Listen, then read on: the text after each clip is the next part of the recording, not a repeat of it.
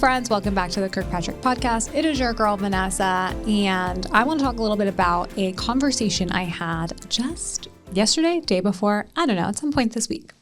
So I was meeting, it was like a coffee meetup with someone who is new into the instructional design field, coming from a completely different industry, but wants to leverage his expertise and his skills to grow an education content business. And so, like anyone that is great at networking, the first thing he did when asking for my time, or I guess after he asked for my time, was to go and research me and the work that I do in the Kirkpatrick model, and came prepared with a whole bunch of questions and things like that. So that was super sweet.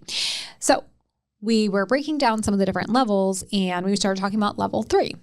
And he really got into the weeds of, well, like, this sounds really difficult to do and like a lot of work.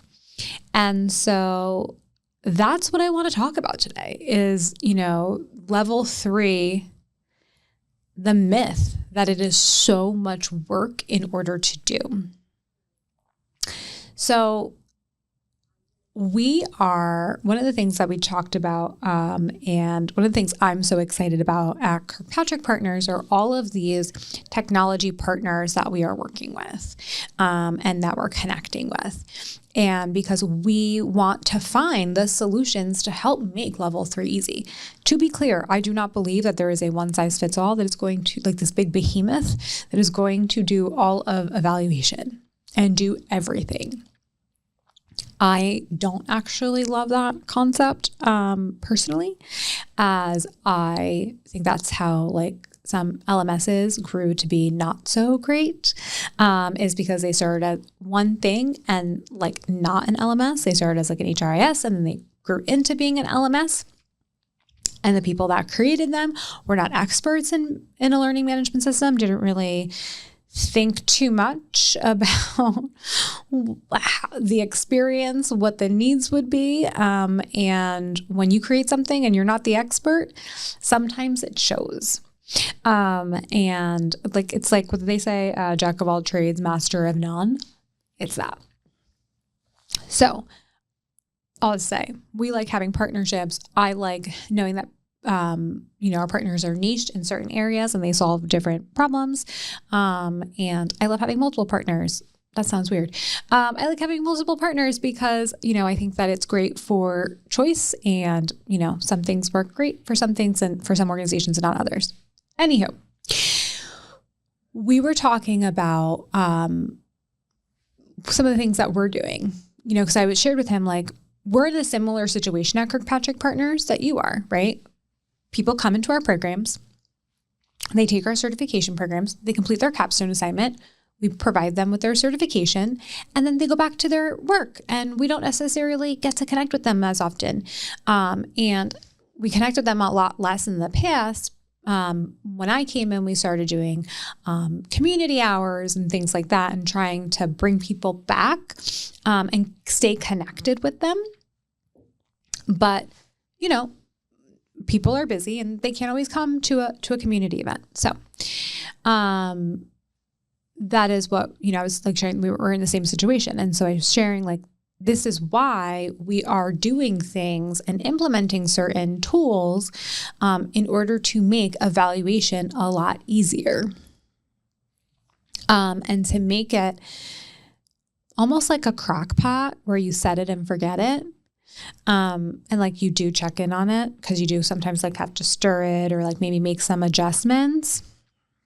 For all of my crockpot friends, this. It is football season, so it is crockpot chili season. I am really good at it. Come at me with a chili cook-off. Anyway, so that is kind of what we're starting to be able to build. And so we've partnered with technology like Truvado, right? Where Truvado can build the evaluation plan, and we're working together on how do you set it, the entire flow. And instead of having to remember when to go send out the, 30-day evaluation, Truvado, you set the date and Truvado automatically sends it. And then it can set the reminders and all of those things. It's really about being able to automate those things, right? Instead of having to do what we would do in the past is like, put a reminder on your calendar that on this day, we're going to remember to send out the 30-day survey. But when you run, like in our case, 14, 15 public programs and then a whole bunch of other private programs on top of that, and you're doing consult, it's a lot to manage and upkeep. So trust me, when you all say you all are busy, you have a lot on your plate, we totally understand. And it is hard to remember to do all those things. But there are tools now that allow you to set it and forget it, to do those follow-ups later on.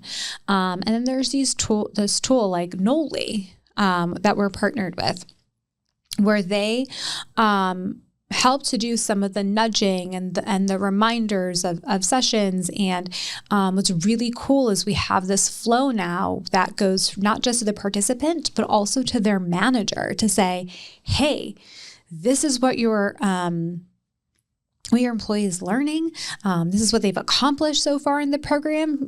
Here are some recommendations of things you may want to ask them about, or give them an encouragement or a high five because they're halfway through the program, and we celebrate them, and then we continue to check in. And we were able to set it one time, and now all we do is copy it program to program. We include the people, and then it runs on its own. And what we're doing is we're going in and we're gathering the data, but we're not just gathering level 3 data to see how people are changing behavior.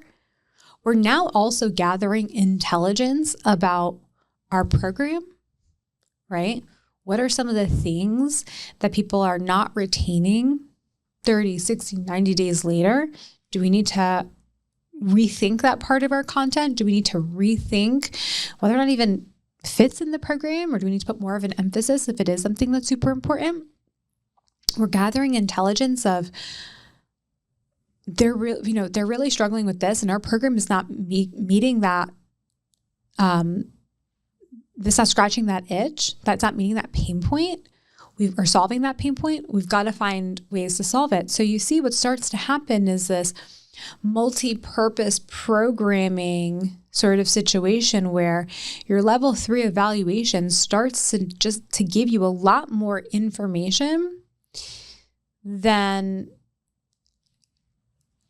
having to do all of these things separately, right? Because if we think about what we'd have to do separately is we'd have to send multiple surveys in order to gather, information about retention and this and that. If I wanted to stay top of mind, we talk about sales, right? And marketing.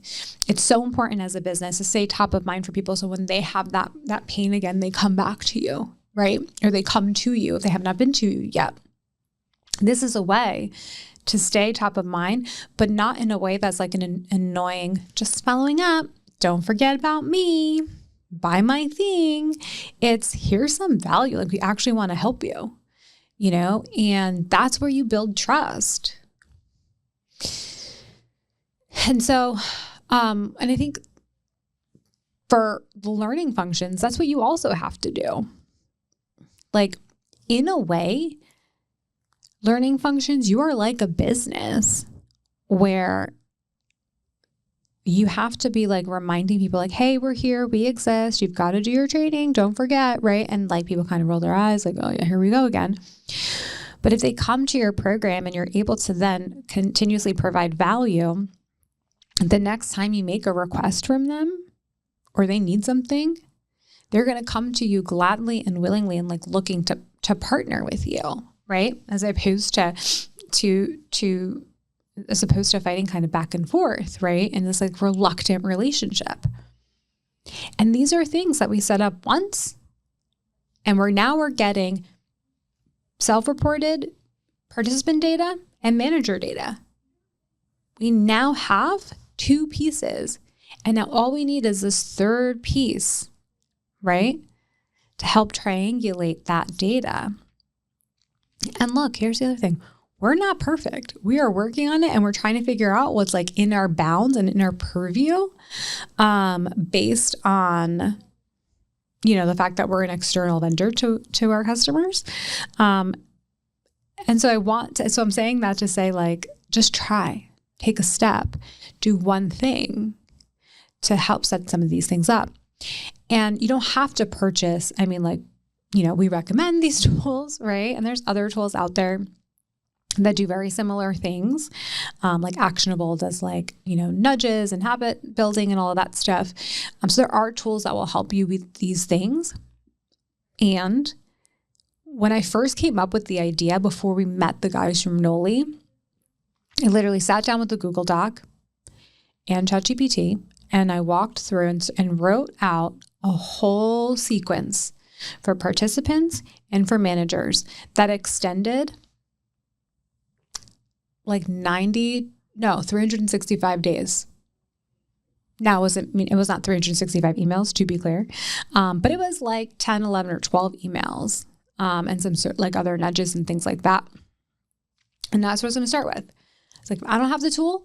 I've got this thing called Constant Contact. It's a mail system. I can put people in, and I can sequence it. And once they're in, it runs based on the sequence. It's not perfect. It does not do or give me the data that, a platform like Noli gives me, but it's a start. And the beautiful thing is we had that. So when we met the guys from Noli, and they were like, you have to check out the platform. And one of our affiliates was using it, and she's like, Vanessa, you have to try it.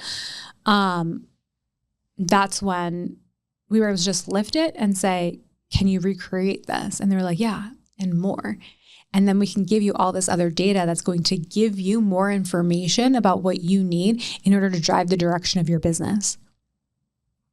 And you can do the same. So part of what learning functions need to do, if you don't want to be order takers, you've got to be proactive and be able to predict and recommend and see the future before the future happens. And you can use your level 3 data and evaluations to do these things, right? And it's like if you're going to do a manager development training, right? That's like your 101. Your data is going to then tell you, 60, 90, 100, all these days later, even 365 days later, honestly, is going to tell you what's that next thing that they need. And now you can go to the business before there's a problem where the business comes to you and says, we need a 201 because we're having this fire over here and we've got to put it out. One of my our participants said to me once, it is like instead of being a firefighter, you're now Smokey the Bear. And I'm like, yes, Jeffrey, that is it. That's exactly what you want to be. And the way that you set up these level 3 evaluations allow you to now become Smokey the Bear. Oh my God, I had a dog named Smokey growing up. Black Lab. He was lovely. Anyway, so this is how you're able to do it. And it doesn't feel like, when you think about all the things you have to do, right? I've got to do the level 3 evaluations. I've got to be not an order taker. I've got to be a strategic business partner. I've got to know where the business is going. It's like, I've got to do these 3 different things. So it's not 3 different activities. I'm doing one activity and I'm getting all of this data to help inform all of these 3 activities. I'm obsessed with multipurpose programming. Obsessed. And that's what you need to start getting into the mindset of as well, especially when you think about level 3 and adding in your required drivers and things like that. It's about how can I get the most amount of value from the thing that I am deploying that will then inform other areas of the work that I have to do. I am not a fan of working harder. I'm a fan of working smarter.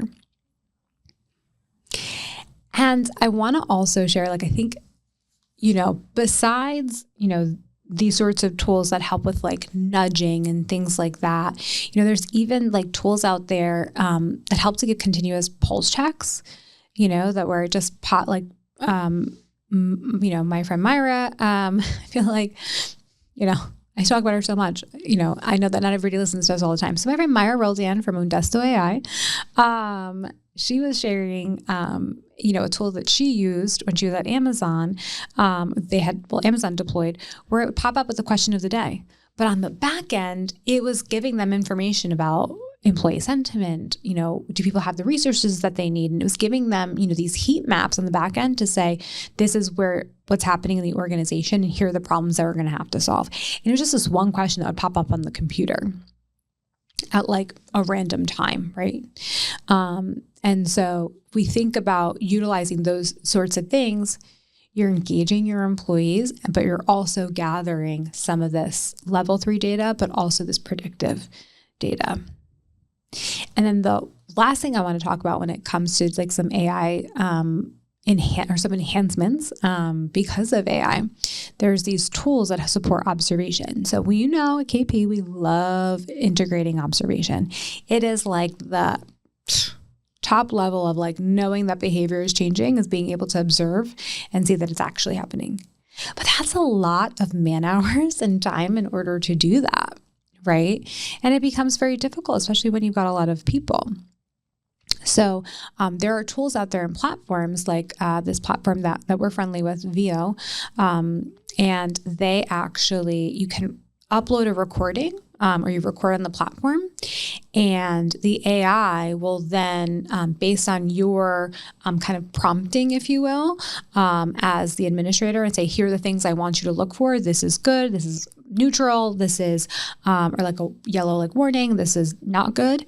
When someone uploads the recording based on the prompt that you give it, it is then on the timeline going to tell you, with like these chiclets, where things were good, maybe not so good, or not great. And instead of now watching 30 hours of game tape, we'll say 3 hours of game tape, you're watching maybe 30 minutes because you just have to go to these chiclets to say, okay, this is what's happening. And it codes it for you. You can leave feedback. It's something that a customer of mine in the pharmaceutical world was exploring, because in pharma, this is what we do, right? Like role play and observation and coaching and feedback, but it's a lot on a team to have to do all of these things, especially at the rate that sometimes we're hiring when there's new drugs coming on the market, or there's just like an uptick and we need to staff up on certain areas and certain teams. And it's a lot on humans. It does take a lot out. And so having a tool that helps to do observation is now making this level 3 component just so much easier. So we are coming into this world where it's just becoming more impossible to make an excuse saying that level 3, we can't do it. There are so many tools and platforms out there, and just ways that you can get level 3 and 4 data to start with the tools that you have, and you may have access to, that you just couldn't do before. It's about thinking creatively and thinking a little bit outside the box when it comes to those tools, and like, how can I use it? And knowing that it might not be perfect, but I'm going to start and I'm going to try. And I'm going to get some of that data to say, hey, VP, CFO, I manually, put all of these things, these sequences together. I was able to set it. Look at the value that I was able to get just from this manual thing, but it still is pretty manual. If we can I now maybe purchase this tool because it's going to save me a lot of time? It's also going to allow us to do some other different activities to gather this sort of data, and we're actually going to get a bigger return on our investment. Do you think that we can maybe budget that into next year's budget? And there's a better chance of getting a yes, as opposed to saying, I want this platform and here is why. It's like, here is the proof that something like this, a little pilot, could work for our organization. And this is the results I got with a very lo-fi, bootstrapped sort of situation. If I got an actual tool to support us, imagine the scale. And people can convert that in their heads. What they cannot imagine is a world without any, with just vagueness. but a pilot gives enough proof that people can imagine it and buy in. And so that's what I want you all to take out from today's episode, is really look at your level 3 evaluation. How can you create something with the tools that you have to keep up with folks in different ways, 30, 60, 90, but then use that data in other ways to inform the rest of your business and be more proactive as opposed to reactive. Friends, thank you so much for catching up with me today, and we'll catch you all on the next episode. Bye.